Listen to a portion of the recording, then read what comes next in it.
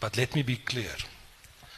We are not going to change the principles or the direction or the strategy of the party in any direction to try and be popular and to get votes that we do not need in that instance.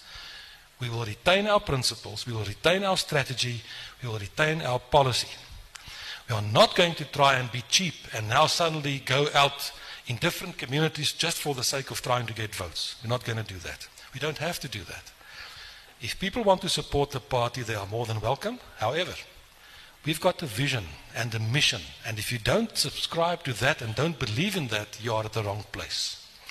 So we understand what's happening at the moment, we take note of that, but the party's focus is on the local government election, and that is what we are busy with, building up towards 2029 and try to form a new government, and that's what we'll continue to do.